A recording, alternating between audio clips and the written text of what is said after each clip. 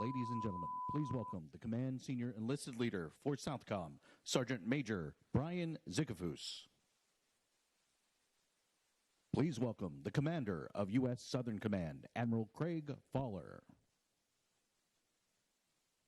Please welcome the Secretary of Defense, Mark Esper.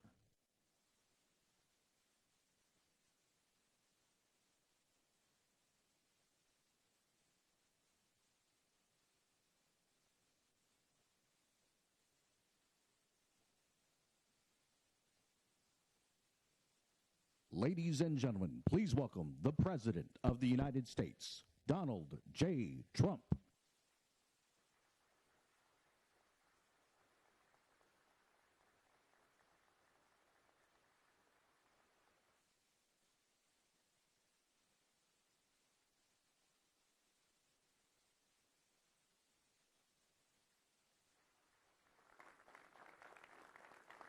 Thank you very much.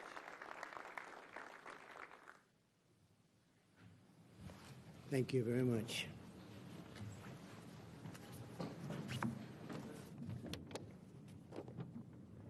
I guess I might begin. It's an honor to be with you, and really brave men and women. The job you do is incredible, and the progress that you've made in the last short period of time has been unbelievable. On April 1st of this year, I announced the launch of a powerful U.S. military and law enforcement operation to combat the flow of illegal drugs across the Western Hemisphere. Today, I'm pleased to be with Admiral Craig Fowler and his team. Done an incredible job at the U.S. Southern Command headquarters to provide an update on this incredible, successful effort. We're joined by Secretary of Defense Mark Esper. Thank you, Mark. Acting Secretary of Homeland Security Chad Wolf. Chad, thank you. Thank you. Commandant of U.S. Coast Guard Admiral Carl Schultz. Admiral. Associate Deputy Attorney General Amanda Liscombe. Thank you. Thank you, Amanda. Congressman Mario Diaz-Balart, who is a friend of mine for a long time. Thank you very much, Mario. Great job you're doing down here. And many, many others, leaders and military geniuses and people that do a fantastic job.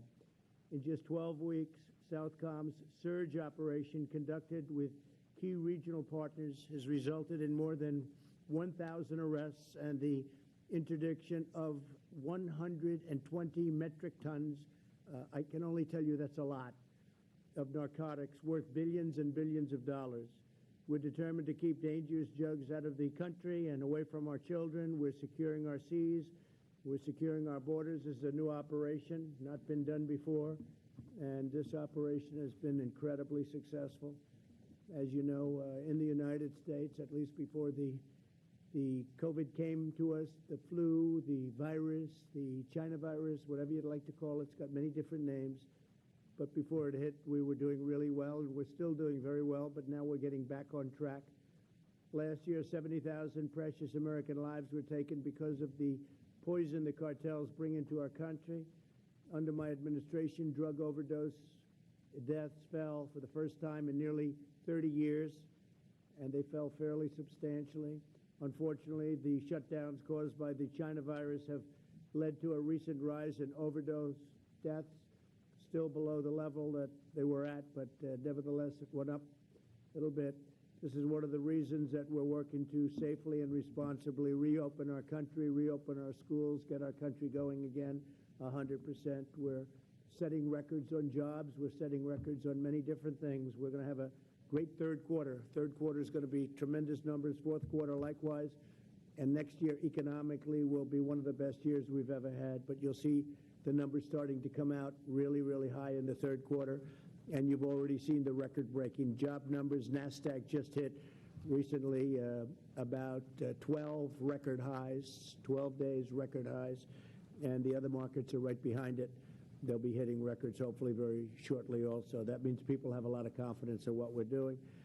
With the help of the heroes here at Southcom, Coast Guard, CBP, DEA, and law enforcement will work relentlessly to seize illegal drugs, arrest vile traffickers. The traffickers are truly vile. They're terrible, terrible people, what they do, mostly to women and children, but women, and dismantle criminal cartels who are responsible for the deaths of thousands and thousands of Americans. I'd like now to introduce Secretary Esper to say a few words. Mark, please. Yes, thank you, Mr. President. Thank you very much, sir. Thank you, Mark. And good afternoon, everyone. It's a pleasure to be here today to discuss the successes of our enhanced counter-narcotics operations in the Eastern Pacific Ocean and the Caribbean Sea. The Department of Defense began this initiative alongside our interagency partners at the President's direction on April 1st as part of our whole-of-government effort to combat the flow of illicit drugs into our country and to protect the American people. Transnational criminal organizations have destroyed far too many American lives by smuggling heroin, cocaine, fentanyl, and methamphetamines into our country, leading to drug overdoses and addiction in our communities. Moreover, the profits derived from these activities support a range of bad actors, from cartels in Mexico to the illegitimate Maduro regime, which continues to oppress the Venezuelan people. Despite the challenges posed by the coronavirus pandemic, our enhanced counter-narcotics operations have shown great success in countering those threats by disrupting the flow of illicit drugs, denying our adversaries financial resources, and strengthening the capacity of partner countries in the region. Since the end of March, we have employed in the U.S. Southern Command area of responsibility 75% more surveillance aircraft and 65% more ships than normal for drug interdiction. These additional assets include 4 Navy destroyers, 5 Coast Guard cutters, and 8 aircraft. Currently, nearly a dozen Navy and Coast Guard ships and over 15 aircraft from across the interagency are supporting our efforts, in addition to security forces deployed to the region. Further, we have successfully engaged and encouraged 22 partner nations to join us in this fight and step up their involvement in drug interdictions. As a result of these enhanced operations, Southcom and our interagency and international partners have disrupted more than 122 metric tons of cocaine, as well as over 18,000 pounds of marijuana. We denied nearly $2 billion in drug profits, increased our targeting of known smuggling, maritime events by 60%, and neutralized dozens of members of transnational criminal organizations. These efforts have been critical to saving countless American lives and making our communities healthier, safer, and stronger. I want to thank the President, President Trump, for his leadership in bringing us together in support of this critical mission. Thank you, sir. And I am grateful for the hard work of our partners, including the U.S. Coast Guard, the Department of Homeland Security, the Drug Enforcement Administration, the Department of Justice, members of the intelligence community, and support from Congress as well for all their efforts. Together, we will maintain our enhanced presence in the region, keep the pressure on transnational criminal groups, and protect America and our communities from the scourge of illicit drugs. Thank you.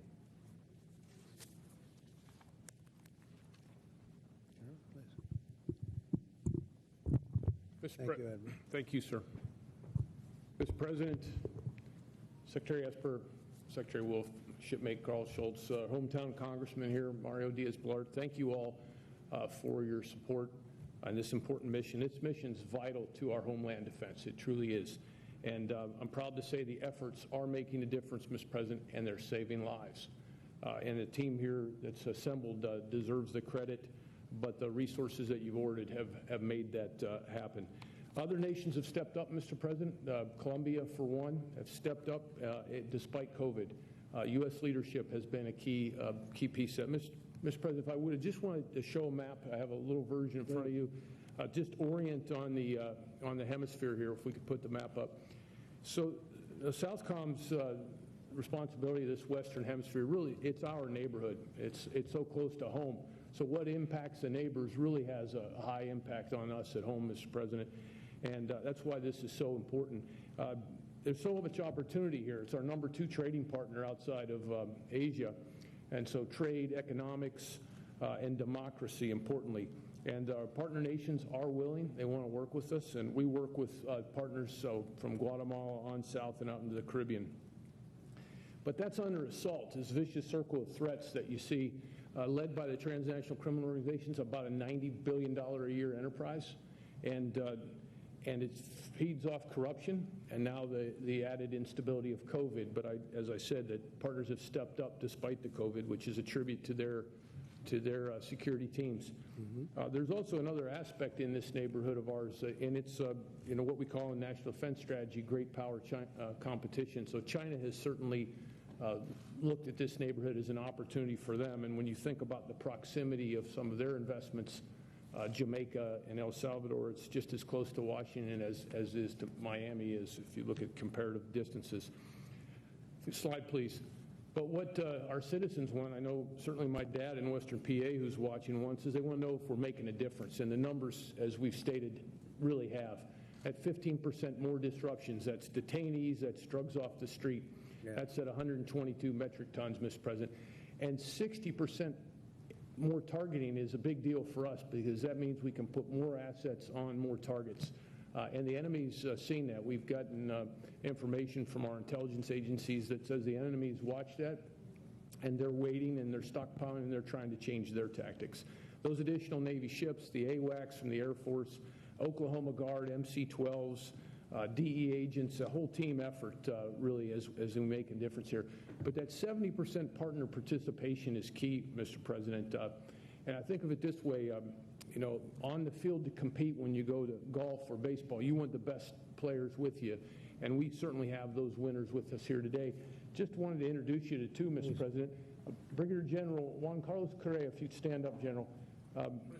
President Duque has sent us his best and paying for it. So he comes here fully paid by Colombia, and he works for me.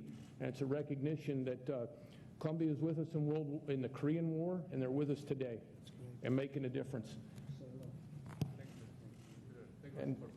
And our Brazilian President Bolsonaro, a very new addition to our headquarters, Major General David, one of the sharpest in Brazilian armed forces, is in our J5 organization. Again, Brazilians paying for him to come here and work for me to make a difference in security. Brazil's been with us since World War II, and our relationship is growing even stronger, Mr. President.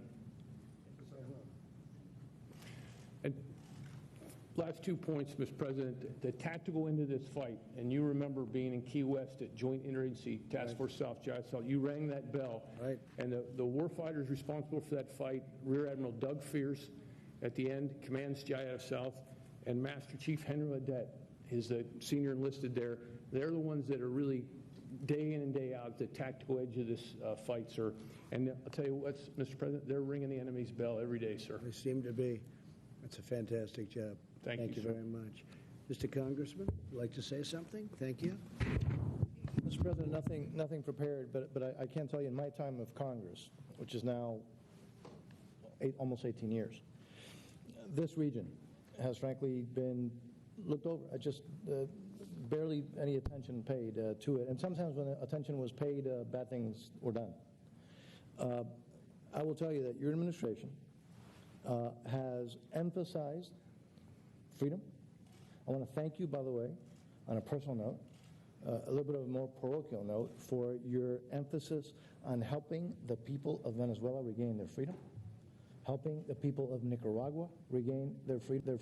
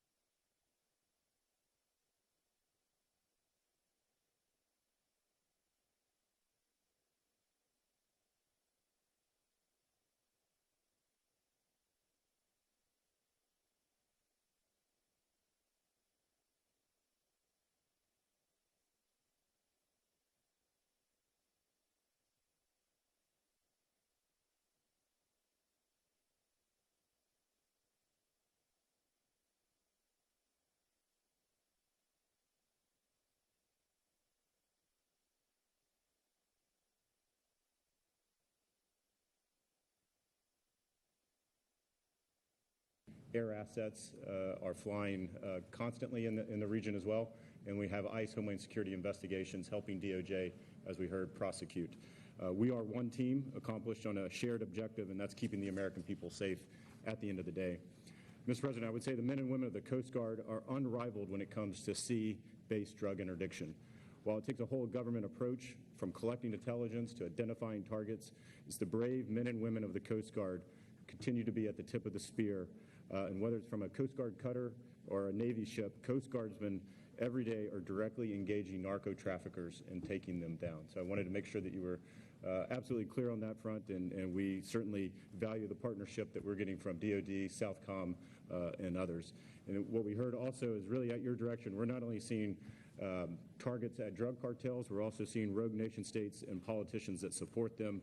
We talked about Department of Justice's recent indictment of Nicolas Maduro and 14 of his cronies that proved to the world that everyone involved in drug smuggling will be held accountable.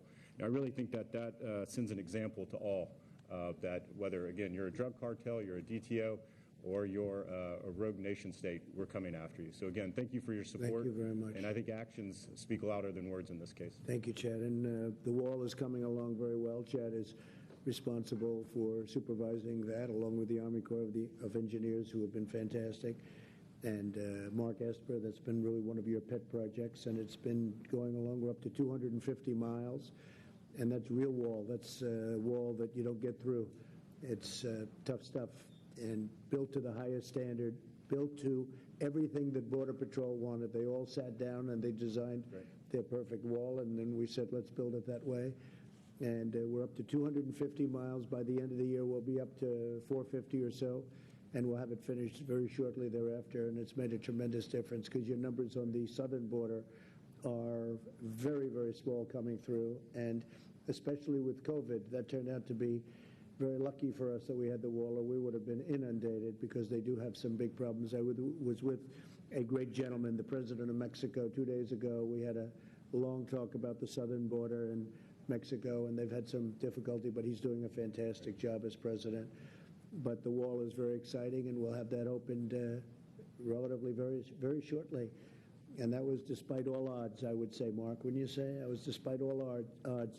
We had a certain party that was against it. They're not against it anymore. You know, in the end, they just raised their hand. They said, we don't want to take this on, because politically it turned out to be as good as we always knew. You know, two things never change: walls and wheels.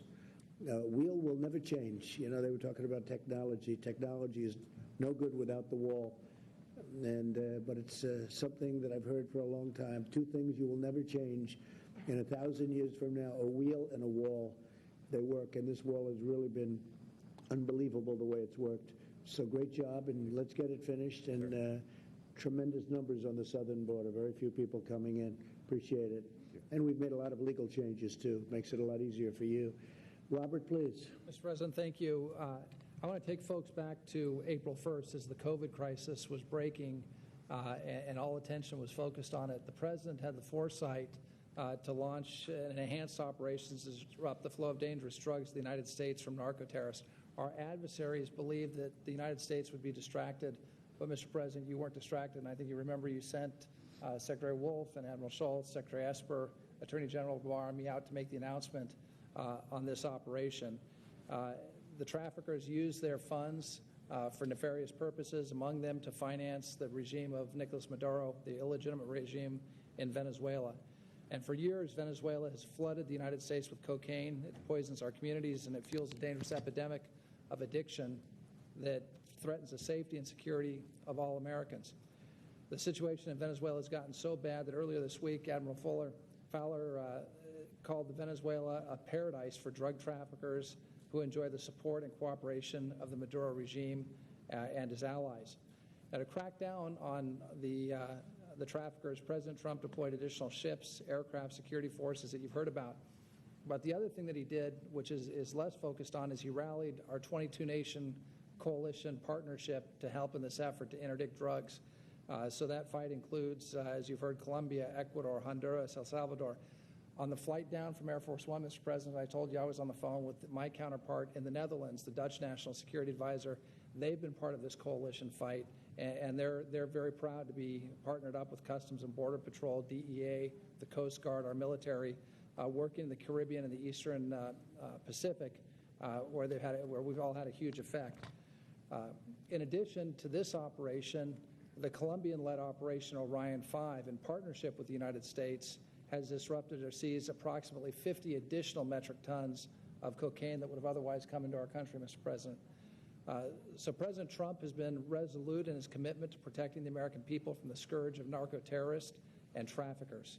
Our military deployments in the Caribbean and in the Eastern Pacific will endure. Those profiting from illicit drugs and the destruction of our communities will be brought to justice. The United States will continue its maximum pressure campaign on the Maduro regime, which has a criminal hold over Venezuela. And I can tell for the Venezuelan people, when I speak with President Trump, he asks almost every day, how are things going in Venezuela? What can we do to help the Venezuelan people? This operation is part of that effort. Venezuela is a narco state led by a corrupt, criminal, illegitimate regime, and the people of Venezuela are suffering because of Maduro. Mr. President, you've been committed to cutting off his financial lifelines, identifying ways to continue to support the Venezuelan people and ensure the unfettered flow of humanitarian aid to those same people that are suffering. So for those of you in Venezuela, I can let you know that President Trump continues to stand with you. He stands with interim President Guaido, the democratically elected National Assembly, and all the people that are fighting for their freedom and their basic human rights and a restoration of democracy and the rule of law in Venezuela. President Trump's fight against drugs and narco-trafficking in the Caribbean and in the Eastern Pacific are good for the United States of America. They're good for the people of the region, including Venezuela, but they're also good for the entire world. So, Mr. President, it's an honor to serve with you in this effort. Thank you for all that you're doing, sir. Thank you very much, Robert. And James, please. President Trump, as your principal drug advisor, thank you for your commitment and your leadership on the drug issue. I echo your thanks to the men and women who wear a uniform, whether it's the military or whether it's our state and local law enforcement partners who are stopping these deadly drugs from entering our country and thus saving American lives. You laid out a comprehensive strategy to prevent drug use before it starts, to get more people into treatment, and importantly, as we're talking about today, to stop these drugs from coming into our homeland. At your direction, we've implemented a whole government approach. We've made record investments, and we're taking real action, which meant you have received, and more importantly, the American people have received real progress. We must recognize these drug cartels are trying to take advantage of the pandemic, and you are not letting that happen. You are making certain that those people who are suffering and risk death are making sure that we are taking the steps necessary to protect them. That's why your leadership in this step is so important. You're sending a clear message that this administration, that this country will not let up in our fight against drug traffickers. You're doing it also with our international partners. For the first time, Colombia, I recognize the work done there.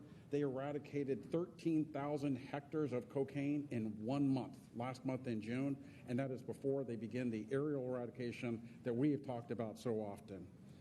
We cannot let these drug traffickers take advantage, especially these cocaine traffickers that are coming up through this AOR. The surge operations are effective, and they're going to continue, and we are going to take the fight to these drug traffickers. You have relentlessly committed to the American people by making investments of $36 billion for both the military fight, our law enforcement fight, as well as treatment. And of course, one of the signature programs of the First Lady, something that's really been led by Kellyanne Conway, of speaking to the American people about the dangers of drug use. The media campaigns that she and the First Lady have done have really made a huge difference in what has happened, and so I'm very appreciative to be a colleague of hers. We rely on Admiral Fowler, Admiral Schultz, Admiral Fears, and Master Chief Audette as the ones who are out there actually taking the risks, taking the dangers for the American people. We appreciate what you all are doing, and we urge you to continue to be relentless. Thank you. Thank you very much. And Douglas and Henry, if you'd like to say something, go ahead. Would you like to start? Go ahead. Thank you, Mr. President. Appreciate the opportunity. I'm proudly serving at Jayada South, and I'll tell you, our workforce is ecstatic about the assets that are coming down into our theater. our morale is very high. Good. Our workforce is working relentlessly, as you said, sir, to make sure that we are building our immune system and keeping it good so we can work throughout this COVID crisis. They're doing it through great sacrifice to their families at times, but they do it because they believe in the mission that we're doing, and we want to stop these transnational. So you're working on your immune system. Yes, sir. That's an interesting one. Not too many people have heard that one. I like that. What do you do for your immune system? Stay in shape. Absolutely, sir. Working out, hydrating, proper That's nutrition, good. and staying safe on our I'm going to have to start doing that, I think. That's a good idea. We're doing it, and we're proud to do it. Thank you. That's great. No, that's great. And lastly, I'll tell you, our men and women in the military really appreciate the 3.1% pay raise you gave us this year. It means a lot to our men and women who work hard and go in harm's way all across the globe. So thank you so much, sir.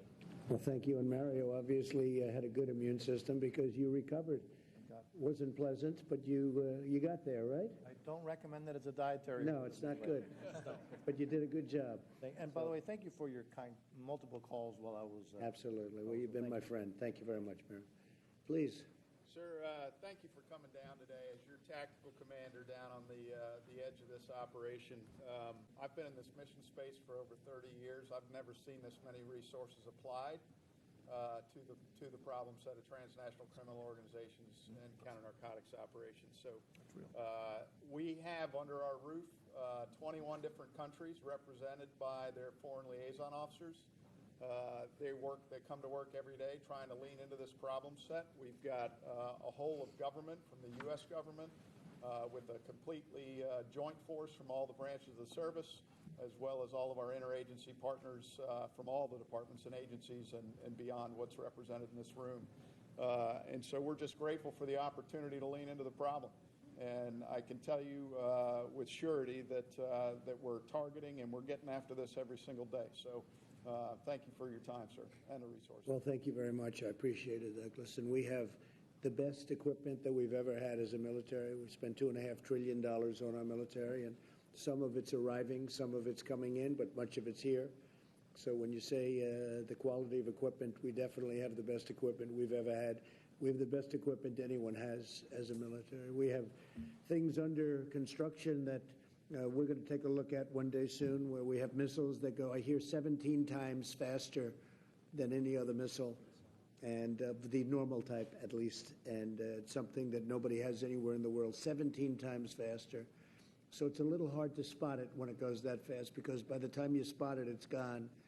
But we have things happening that nobody has even thought about. So thank you very much. You've done a fantastic job. You've all done a really fantastic job, and it's an honor to be here. I want to thank all of the folks behind me, too. I don't want to be rude, because you're more important than all of us, right? But I want to thank you all very much. Great job. Really great job. Great to work with you and say hello. Tell them to get well fast, right? Great man. Okay, thank you very much. Okay, thank you. Admiral, it's yours. Mr. President, thank you for the time and the attention and the resources, and we're going to stay at this mission. It's a 24/7, and we are going to take the fight to the enemy. And leadership here is committed to the American people. We owe it to the future.